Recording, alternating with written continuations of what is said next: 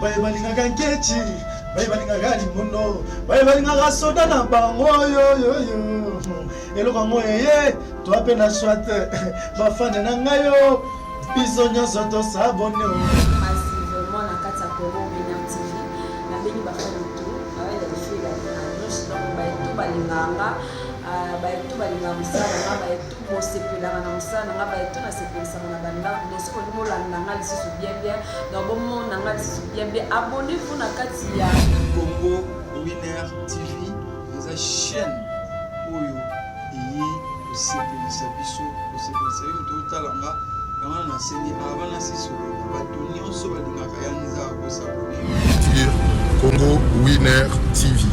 Congo Winner TV. La Cléopâtre Sarah Kabundi, Banous Yamboka na temps réel, chaîne Kangi Londres Mobimba, Balobi Bisoto. Et les attaques moko na Londres, Congo Winner TV. Babi biso nyonso tous s'abonner na Congo Winner TV. Sarah Kabundi, en direct de Londres. Babi tous s'abonner massivement net na film.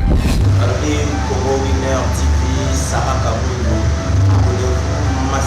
S'abonner massivement na chaîne na bino Congo Winner Télévision. Congo Winner Télévision, ya yemoko la Cléopâtre Sarah Kabundi babi moso aleki ngolo na mo. Ba news la kati na mo peut la bien honorable René Makondele donc tout y est donc voilà quoi. Juste pour notre web sabino que beau s'abonner. Yaraka na Congo Winner TV ya boss na biso Sarah Kabundi la Cléopâtre veut dire moi si oya leki ngolo nelengi balobi na chaîne wana kozala jamais déçu talaka yemoko.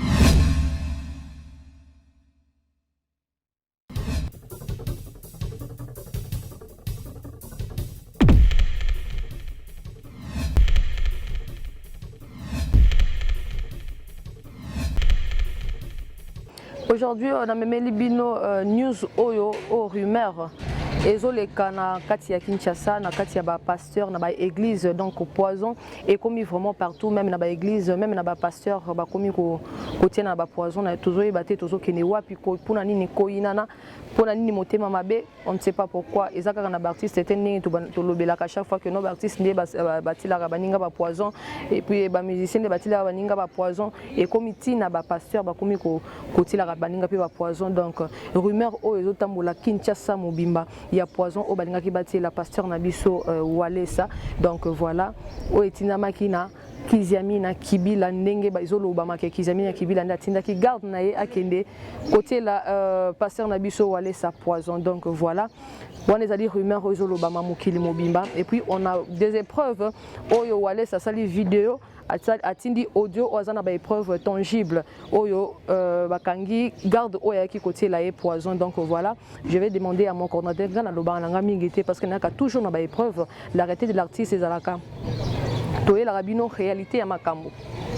Quand il n'y a pas de réalité, toki jamais côté les maliboso ya ba écran, toki jamais koya koloba donc on vient toujours avec des épreuves tangibles oyo ezo loba keno likambo et salamaki donc j'ai amené pour vous les images audio oyo papa Walesa salaki image au papa Walesa salaki donc je vais demander à mon coordinateur et puis je vais demander na technique na biso ceux qui bazali prêt balancer les biso image bino moko bo GG yango on y va.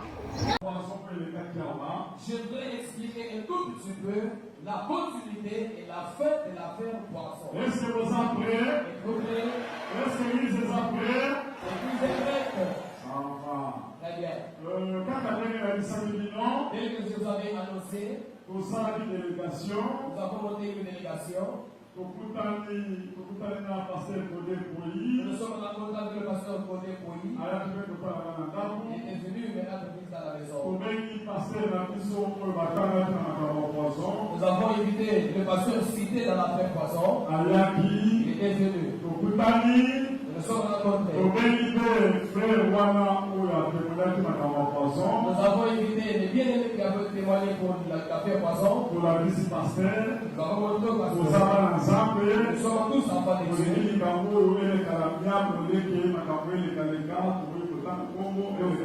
Nous voulons que cette affaire passe à l'amiable au lieu d'aller sur notre chemin. On a demandé au garçon. Garçon a confirmé la présence du pasteur. Le garçon a confirmé la présence du pasteur. Alors il faut aller au pasteur. Il a dit papa tu es là. Donc ça va poissonner la valise. Soit tu m'as donné le poisson pour poissonner la valise. Pasteur a regretté ma casse. Le pasteur a regretté. Oui, ça va quitter la casse de l'issue. Parce que c'était entre nous. Et oui, pasteur a dit. Le pasteur a dit. Mais l'autre mois, là, ça va être la puissance santé. À cette période-là, je n'étais pas ici. J'enverrai mon passeport. Comment on a été dans la puissance santé? Pourquoi à cette période-là, je n'étais pas à Kinshasa? Nous avons dit qu'il n'y a pas de problème. On s'est donné par le but de la source à la continuité à laquelle nous sous-sous. Le pasteur Moïse s'est décidé de on vient d'abord se rencontrer. Il a autant de pays passé donné pour y aller, pour y aller dans le passeport. C'est pour y aller les passeports. Le passeport, et ça va être la visa, il y a ma période, et il y a dit que le pasteur a été dans mon quartier. Les visas sur les passeports de ces pasteurs là-bas montrent qu'à cette période là-bas, les pasteurs n'étaient pas dans le pays. Ah, le problème est ça. Il n'y a pas de problème. Ceux qui ont un problème, s'il connaît l'affaire. Ceux qui ont un problème, si il y a un moment pour continuer tout ça la tête, comme si il y a un moment pour les galabiades dans la maison. Si aussi il ne connaît pas l'affaire, on abandonne tout, on laisse tomber et ça se passe à la diable. La peine à l'école, ça pensait que les polymères, dans un audio. Moi aussi, j'ai dit au pasteur Godé pour y j'ai l'audio. On a ça encore dans la investigation à Salakibé. Parce que j'avais mené des investigations à cette. On a Salakibé, pas garde, il y a pasteur. On est de la garde du pasteur.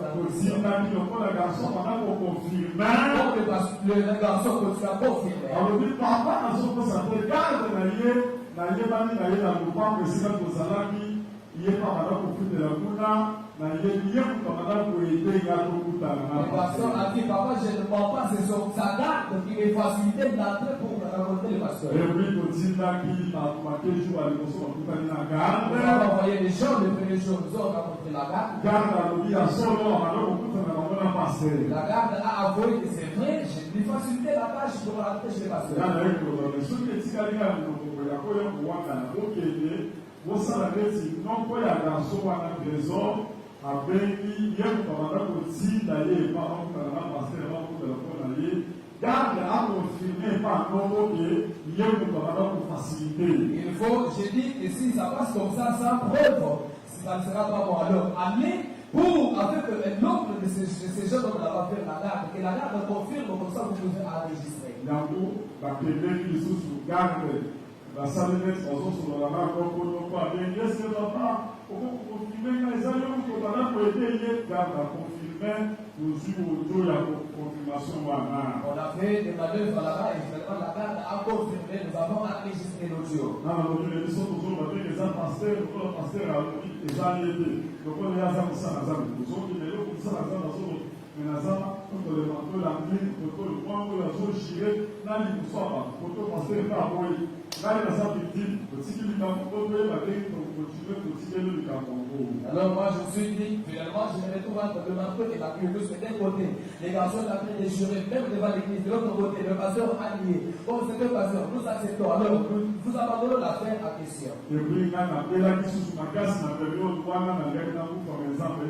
intervenant car. Et puis j'ai répondu qu'à cette période-là j'avais vraiment souffert de joie et Dieu était intervenu. Et pour ça que la période où nous sommes famille nous sommes là tout à l'heure pasteur Godé Koyorobi conférence de presse à Saliango et pas pasteur Nabiso. Il s'est fait qu'au moment où on attendait notre rencontre, la nouvelle rencontre avec le pasteur Godé Koyorobi, nous avons appris une conférence de presse s'est tenue. Donc il a avancé à sa conférence de presse. Le pasteur nous a dévancé, il a tenu une conférence de presse. Alors il y a la conférence de presse. Qu'est-ce qu'il a dit dans la conférence de presse? D'abord, la journaliste qui parlait au sous-souverain neti bato basololi journaliste azopose question moko ya mabe ya salite oyo ya respect epa na biso. Les deux journalistes qu'il avait invités, c'est comme s'ils avaient déjà posé plus qu'ils lui posaient des questions tendancieuses, des questions qui manquent du respect à notre endroit. Oui, parce que la parce qu'on a un problème de le problème est allé ça que gagner un passeport là, à la crise passeport à se justifier. Alors que ceux qui passaient ou allaient ça, en Amérique, ils sont en Amérique pour aller qui s'accomplissent, qui passent, cela veut dire les montage pour la salle de bon prépa. Dans la conférence de presse, le pasteur a pris son passeport pour dire que voilà mes visas. Ça montre qu'à cette période là-bas, je n'étais pas ici. Alors, si le pasteur la personne n'a pas de problème. Et si tu vois, il ne suit pas le garçon là-bas pour tenir l'affaire en question, c'est veut dire que c'était un montage monté contre moi. C'est bien l'idée de l'Obiliwan, et ça veut dire que si passe indirectement par la journaliste des montage, on va récupérer dans le montage contre la salle de la collectivité. Parce que le roi a sa popularisation à Makasi, n'a pas pour l'église, n'a pas 13-14, n'a pas ventilateur et le colon avec la Cameroun. Voilà, donc on a plus de 30, la somme, nous avons très bien à sa popularisation, là où nous avons encore climatique à son même à Zoloba. Nous disons que ça sauve que parce que ça des Camerounais, la zone climatique, tellement que l'excès de l'émotion va pouvoir chier dans la zone climatique. Si il y a pour ça na lobi de wana na ko sa le complot ya ko sa baka na yene politicien na ke ko futsire za ka complot na ngaki na sa le ko mo ya ba le ko na te na ndina sande ko na ko se complot za de na sa le ka amour devant serviteur de Dieu. J'ai fait tout ça avec amour en tant que serviteur de Dieu parce que ce n'est pas un complot. Mais moi, je n'étais pas content de son langage qu'il avait tenu devant la presse. C'est comme s'il avait déclaré indirectement que c'était un montage contre lui. La réponse à mes abonnés. Ma réponse est celle-ci. Je ne peux pas faire arrêter ces garçons. Parce qu'il est venu se répartir. Il y a plusieurs personnes qui sont déjà venues se répartir. Ils ne sont jamais arrivés. Il y a quand même peut-être avec des armes. Et si je les fais avec des secondes, si je dirige la barrière aux autres personnes qui peuvent et même Dieu ne peut pas je ne peux pas me justifier moi-même. Parce que c'est Dieu lui-même qui m'avait sauvé. Amen. Et ce que je dis au pasteur, et qu'il a mal agi. Parce que nous, on attendait notre deuxième rencontre avec le côté de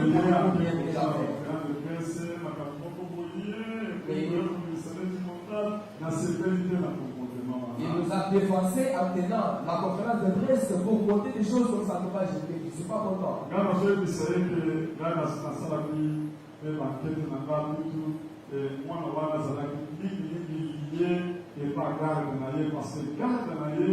asalaki ojo tokangaki na foto na ye atiaki na garde na ye na kotinda paster atuna garde na ye makambo oyo alobi parce na kotia ojo wana sikoyo na ndenge garde na ye alobaki kaka tozotia yango atuna garde na ye eza ye moto alobi ubien moto mosusu garde wana alangwaki masanga mpona tindi bato deux fois eza ye moto alobi ke abanda kopesaka sona paster ubien moto mosusu soki ezali garde oyo alobaki bakutana paster probleme eza na ngai ndenge nalobaki garso wana sabuye mingi epa garde ngai nango koloba jamais paster nate lokosololika mpo nga na likio makasi epui ndenge eza wana makambo eyekilika ndenge wana soki yo kokomisa makambo ngakomami justifie omope nazolibisa ojo ya garde wana natiango yo kuna sikoyo garde garde nazoloba ke ya yebi garso wana aza garso ya quartier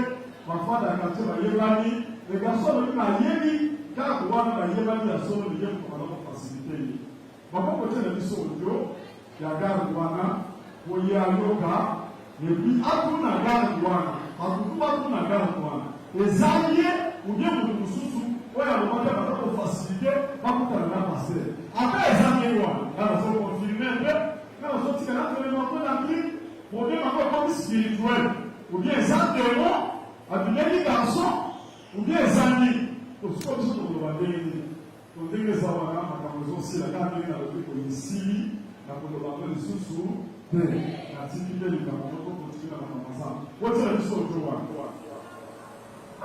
Oui, allô. Bonjour, papa. Ils ont maître.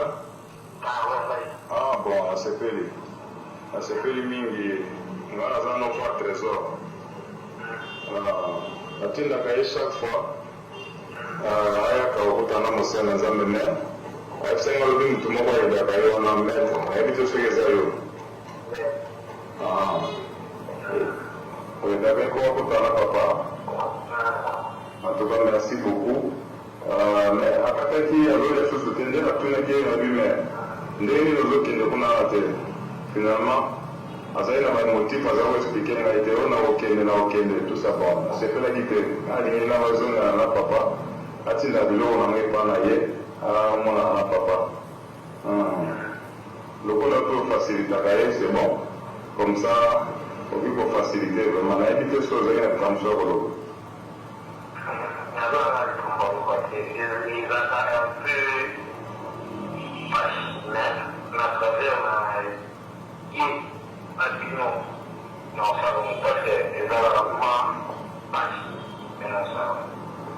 mais ebisinga alobi ke moto elaka ete ezala mpasi so ndenge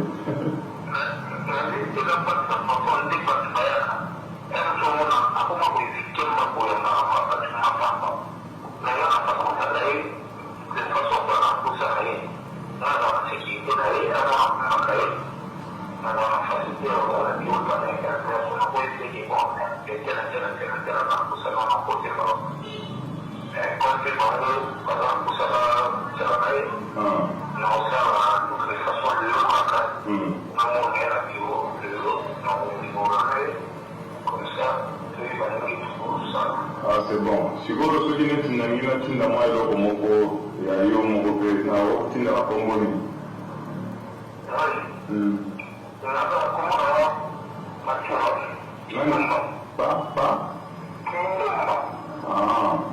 okopesa bango okopesa bango soki babimi baotindela nango komisa nazala yango ere moko mwasi mpe soki emonani natindi mpe pana yo te.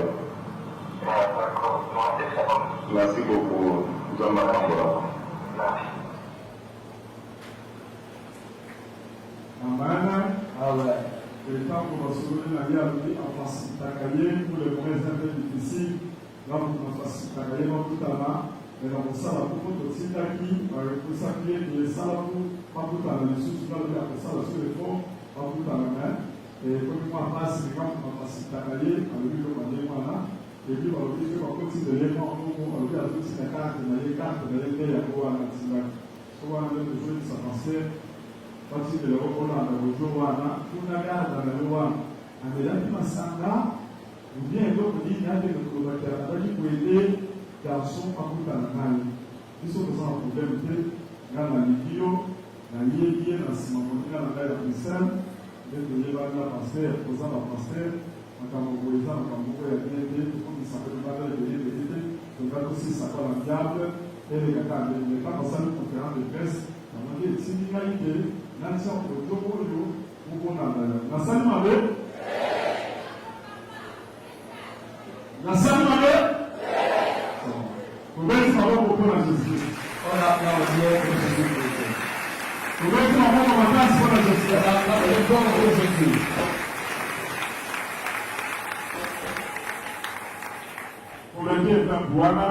Merci beaucoup. Vraiment, la technique, na biso ndenge batini bapesi biso image au bino moko bouti kolanda parce que biso na réalité les artistes to memelaka toujours bino ba news o ezali réalité ya makambo ndenge ezolekana na kati ya Kinshasa na kati ya monde partout dans le monde. Donc voilà bino moko bouti kolanda ba image oyo na audio oyo pasteur Walesa asaleli bino.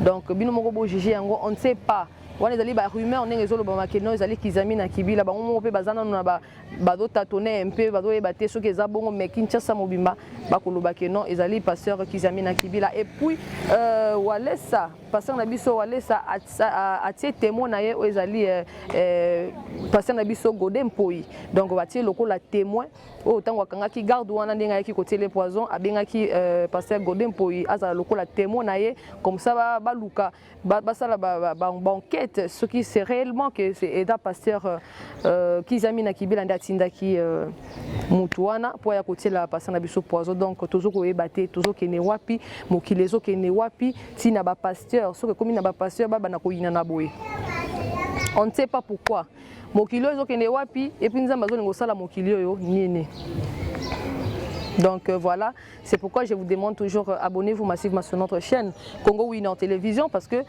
image y a boyé et puis news y a boyé, maramo boyé les cara toujours na Congo Winner Télévision, abonnez-vous vraiment massivement. On a qui nanga koloba mingi te vraiment na ki bino kaka image oyo pour bino moko bo juger yango boye ba nini ezali koleka sikoyo na quand ya ba pasteur parce que plutôt pas le côté na quand ya ba pasteur ezali sous ba musicien te ezali sous ba comédien te et comme sikoyo na ba pasteur tokomi wapi. Donc voilà.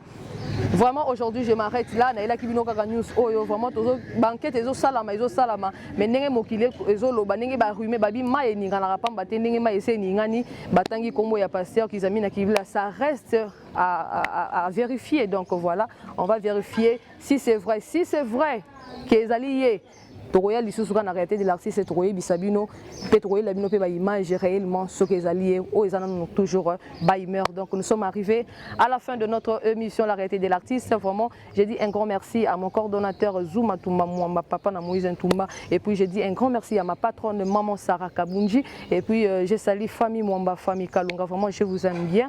Mes 3 garçons Darel Ange et puis Moïse Toumba, vraiment mes enfants je vous aime bien. Vraiment restez toujours branchés sur notre chaîne Trésor Tiba depuis Brazzaville et puis Dani Kalonga, Fiston Kalonga, Thierry Kalonga, Chim Kalonga, Léo Kalonga, vraiment mes grands frères, je vous aime bien. Votre fille unique, Nazawana toujours kapona osala musala, naibi ke notre bomunanga bosepelaka. Vraiment je fais la fierté de notre famille Kalonga. Donc voilà, restez toujours branchés sur notre chaîne Congo Winner Télévision et vous ne serez pas déçus. Je vous dis au revoir.